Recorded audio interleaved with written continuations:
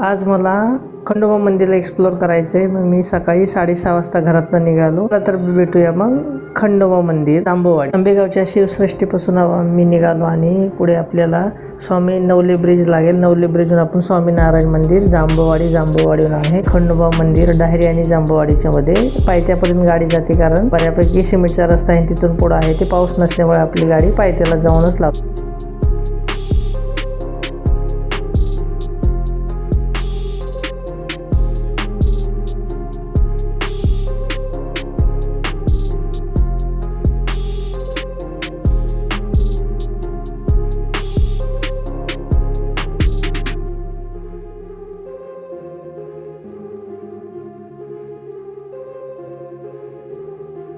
मी first time जात नव्हतं, याच्या वेळेस अगोदर भरपूर वेळेस गेलोय आणि आता कसं आहे पाऊस पडला जास्त, त्याच्यामुळे निसर्ग एवढा फुलला आहे। थोडा मला उशीर झाला त्याच्यामुळे मी डायरेक्ट गाडी आहे ते पायथ्यापर्यंत घेऊन गेलो। फर्स्ट टाइम पायथ्यापर्यंत बाईक नेली, नाही तर बाईक खालीच लावत असतो सिमेंटच्या रस्त्यात, तिथून 1-1.5 किलोमीटर चालत जायचं आणि वरती छोटाच ट्रेक आहे, एवढा मोठा ट्रेक नाही। पण आज उशीर झाला, आपलं 7 वाजले होते, ऊन वाढा आहे नको म्हणून आपण डायरेक्ट गाडी आहे पायथ्याला नेली। त्याच्या आदल्या दिवशी पाऊस पडला होता, खूप सुंदर आणि असं निसर्गरम्य वातावरण होतं। म्हणजे मंदिर आहे त्याच्या जे डोंगर आहे त्याच्या पायथ्याला पोहोचल्यानंतर पहिले वॉर्मअप करून घेतला, कारण आपल्याला बॉडी फ्लेक्झिबिलिटी महत्त्वाची होती आणि ते करून आपण डायरेक्ट गड म्हणता येणार नाही किंवा टेकडी म्हणता येईल किंवा डोंगर आपण चढायला सुरुवात केली, कारण जास्त मोठा ट्रेक नाही, एवढा काही दम उघड लागणार नव्हता। कारण वेळ थोडी जास्त होती, कारण 7 वाजता थोडं ऊन आजकाल असते, कारण पाऊस झालाय बरं वाटलं, पण ह्युमिडिटी आहे त्याच्यामुळे घाम वगैरे येत होता आणि तशातच आम्ही चढायला सुरुवात केली। कुणी जास्त जाताना तर आम्हाला एकच माणूस भेटला वरती, आता बघूया कोणी भेटतंय का।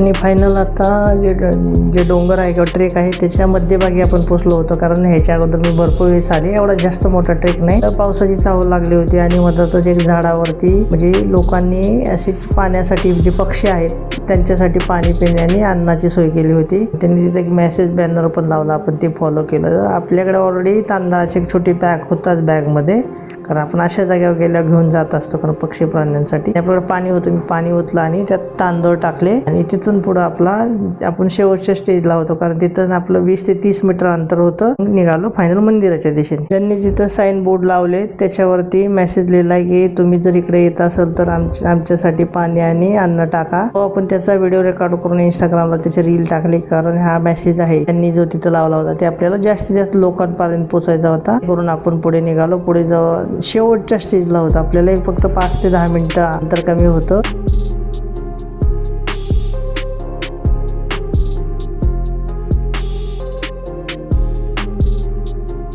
वरती गेल्यानंतर मला एक पॉईंट सापडला, जिथं मला चांगला पॉईंट होता, चांगला व्ह्यू होता मेडिटेशनसाठी। मग मी 5 मिनिटं मेडिटेशन करून मला पुढे निघायचं होतं, कारण एक चांगला स्पॉट होता, व्ह्यू होता। मग मी शांतपणे आसपास पक्षाचा किलबिलाट होता, चिव चिव चिव, त्यामुळे 2 ते 3 मिनिटाचं मेडिटेशन करून मी पुढे मंदिराच्या दिशेने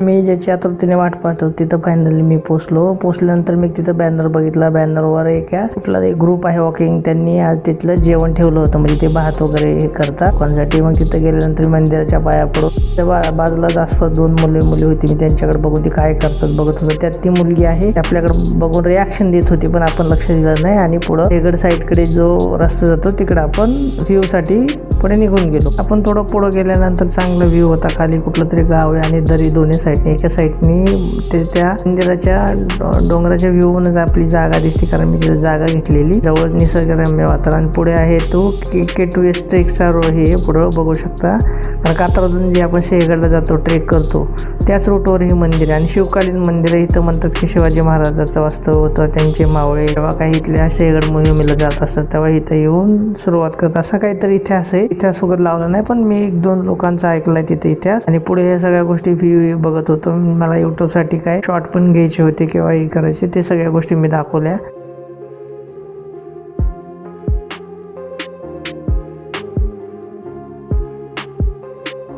जसं जसं उशीर होत होता तसं ऊन वाढलं होतं, पण हवेत गारवा असल्यामुळे काय वाटत नव्हतं, कारण आणखी थंडावच वाटत होता. मी पुढे जाऊन पुढं दरी आणि धुकं त्या मला व्ह्यूचा अनुभव घ्यायचा होता. पुढे गेलो आणि एक 10 मिनिटं निवांत सिंहगड बघत सगळी दरी, झाडी, डोंगर या सगळ्या गोष्टी एक्सप्लोर करत बसलो. परत आपल्याला परतीच्या मार्गाला निघायचं होतं, कारण तोपर्यंत साधारण 8:30 वाजत आलते.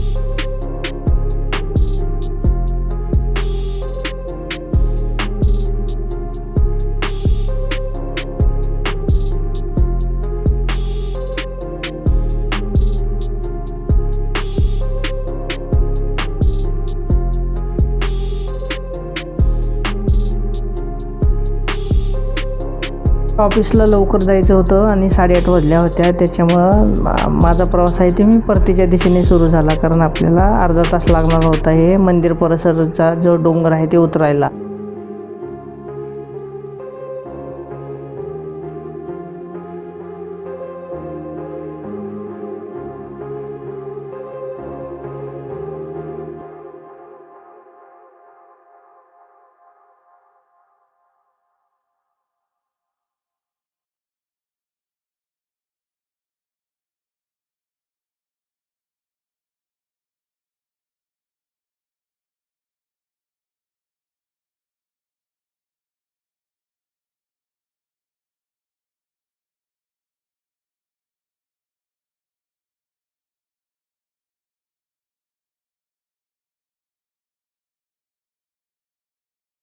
मी आणि माझ्या भावाचा मुलगा जो डोंगर उतरताना तो कॉमेडी करत होता, काही त्याचे रील्स वगैरे जे काही टाइम लॅप्स कॉमेडी रील्स बनवायचे होते, त्याच्यामुळे तो काही शूट करत होता. शूट करत करत आम्ही खाली उतरत होतो. साधारण आम्हाला अर्धा तास वेळ लागणार होता.